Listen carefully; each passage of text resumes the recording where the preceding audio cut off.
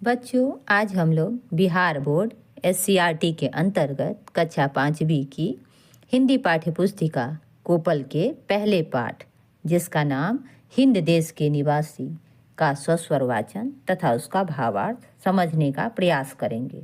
सस्वर वाचन करने से कविता में रोचकता आती है तथा सुनने में अच्छा लगता है। तो आइए बच्चों, हम लोग आज हिंद देश के निवासी पाठ पढ़ते हैं। हिंद देश के निवासी सभी जन एक हैं, रंग रूप भेष भाषा चाहे अनेक हैं।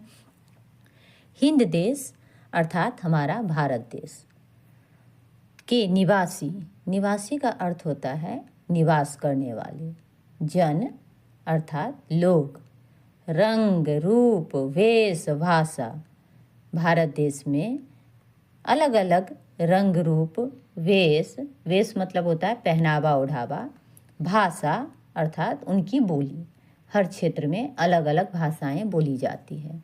तो भारत देश में अलग अलग रंग रूप वाले लोग, वेशभूषा वाले लोग रहते हैं, लेकिन वे हिंदुस्तानी कहलाते हैं अर्थात भारतीय कहलाते हैं। अगली पंक्ति है, बेला गुलाब जूही चंपा चमेली, प्यारे प्यारे फूल गूथे माला में एक हैं। जिस तरह से बेला गुलाब जूही चंपा चमेली अलग अलग तरह के फूल पाए जाते हैं, लेकिन उन्हें जब एक धागे में पिरो दिया जाता है तो वो बन कर के माला बन जाता है। इसी तरह से हमारे देश में अलग अलग क्षेत्रों में रहने वाले लोग, चाहे उनका पहनावा ओढ़ावा अलग अलग है, वेशभाषा अलग अलग है, लेकिन वे भारतीय हैं। अगली पंक्ति है, कोयल की कोक प्यारी पपीहे की टेर प्यारी, गा रही तराना बुलबुल राग मगर एक है।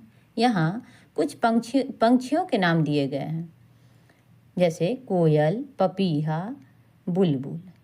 कोयल की कूकना, पपीहे की टेर, टेर का अर्थ होता है उसकी तान। बुलबुल का राग, राग मतलब होता है स्वर। तो इस सारी पक्षियों की अलग अलग बोलियां, अलग अलग चहचहाट होती है, किंतु उस सब पक्षियों का स्वर एक हो जाता है। अगली पंक्ति है, गंगा यमुना ब्रह्मपुत्र कृष्णा कावेरी, जाके मिल गई सागर में हुई सब एक हैं। यहाँ कुछ नदियों के नाम दिया गया है, जैसे गंगा, यमुना, ब्रह्मपुत्र, कृष्णा, कावेरी। ये हमारे भारत देश में अलग अलग क्षेत्रों में बहने वाली नदियाँ हैं, किंतु जब वह सागर में मिल जाती है तो सभी एक हो जाती है। अगली पंक्ति है, धर्म है अनेक जिनका सार वही है, पंथ है निराले सबकी मंजिल तो एक है। भारत देश में अलग अलग धर्म के लोग रहते हैं, जिनका सार वही है। सार का अर्थ होता है मुख्य बात। तो अलग अलग धर्मों के लोग, जिनकी अपनी अपनी बातें, मुख्य बातें होती हैं। पंथ है निराले, पंथ का मतलब होता है रास्ता, और निराले मतलब अनोखे।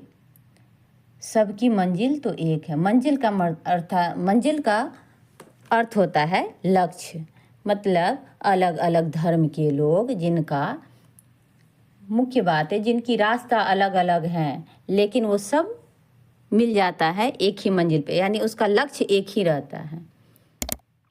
पाठ में आए कुछ कठिन शब्दों के अर्थ इस प्रकार हैं।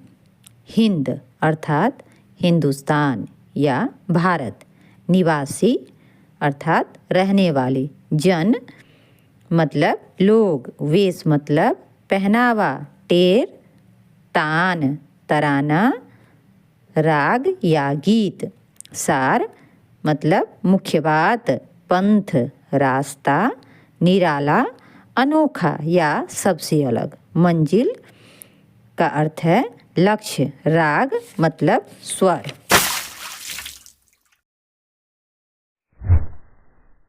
पाठ में आए फूलों के नाम इस प्रकार हैं: बेला, गुलाब, जूही, चंपा, चमेली। पाठ में आए पक्षियों के नाम: कोयल, पपीहे, बुलबुल। पाठ में आए नदियों के नाम: गंगा, यमुना, ब्रह्मपुत्र, कृष्णा, कावेरी। इसके बाद पाठ में आए निम्न राज्यों की खास बातें इस प्रकार हैं। सबसे पहला राज्य बिहार है। बिहार की प्रसिद्ध पकवान लिट्टी चोखा है। यहाँ की वेशभूषा पुरुष धोती कुर्ता तथा महिला साड़ी पहनती हैं। भाषा यहाँ की भोजपुरी, मैथिली, उर्दू आदि हैं।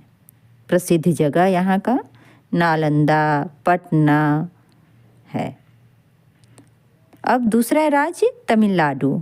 इसकी प्रसिद्ध पकवान इडली सांभर है। वेशभूषा यहाँ पुरुष लोग लुंगी धारण करते हैं तथा महिलाएं साड़ी पहनती हैं। यहाँ की भाषा तमिल है। प्रसिद्ध जगह चेन्नई।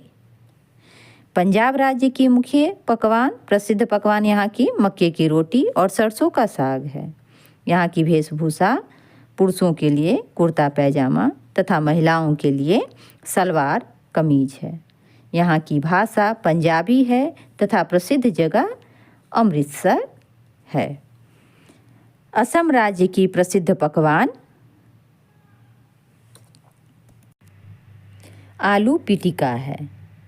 यहाँ की वेशभूषा धोती चादर है। यहाँ की भाषा असमिया है तथा प्रसिद्ध जगह कामाख्या मंदिर है। गुजरात राज्य की प्रसिद्ध पकवान ढोकला है। वेशभूषा केडीयू पुरुष के लिए, घाघरा चोली महिलाओं के लिए। यहाँ की भाषा गुजराती है तथा प्रसिद्ध जगह अहमदाबाद है। पाठ में आए निम्नलिखित नदियों किन किन राज्यों से होकर गुजरती है? इसमें सबसे पहला है गंगा। तो गंगा उत्तराखंड, उत्तर प्रदेश, बिहार, झारखंड तथा पश्चिम बंगाल तक जाती है। ब्रह्मपुत्र नदी अरुणाचल प्रदेश और असम से होकर गुजरती है। कावेरी नदी कर्नाटक तथा तमिलनाडु से होकर गुजरती है। इसी तरह की और रोचक वीडियो को सबसे पहले देखने के लिए हमारे चैनल को लाइक और सब्सक्राइब करें और शेयर करना ना भूलें। धन्यवाद।